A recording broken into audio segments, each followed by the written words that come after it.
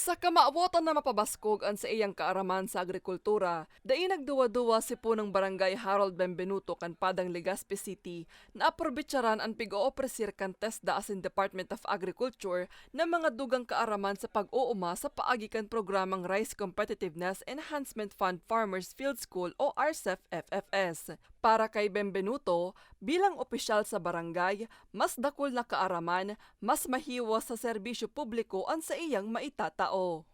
Bilang ama ng mga maralita, mahirap maging isang leader kapag hindi mo alam ang nararanasan ng mga sektor sa iyong komunidad.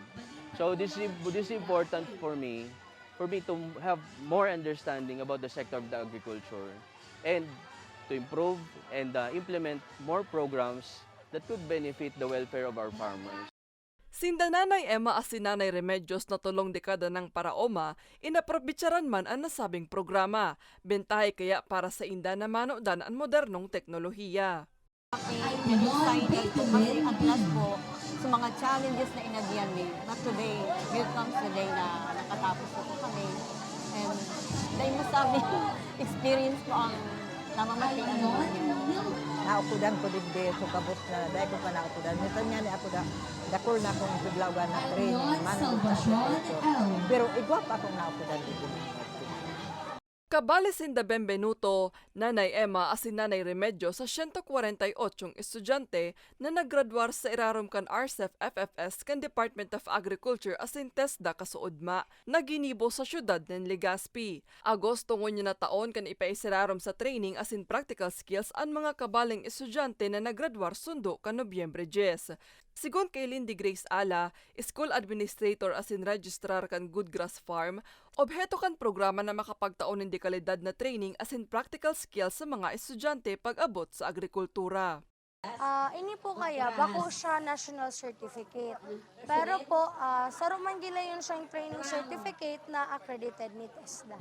Magagamit man po gila yun hindi kung igwang mga graduates na muya mag-abroad, still tigo-order ini sa abroad. Ngata.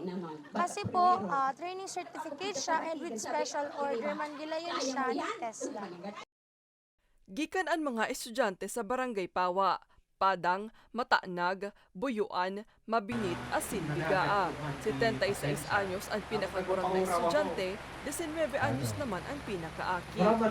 Sabi na, kung warang rice farmer, kung wara kitang para ano ang kakaunon ta?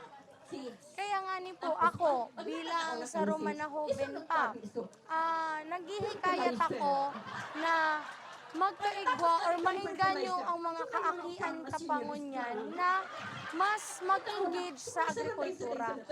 Paano na sana sumaabot na henerasyon, maabot na mga panahon. Inina ang ika-13 batch na nagpasairarom sa Rice Competitiveness Enhancement Fund Farmers Field School padrino ang TESDA asin Department of Agriculture. Para sa mga storyang tatak, Bicol, Mariel Lorenzana.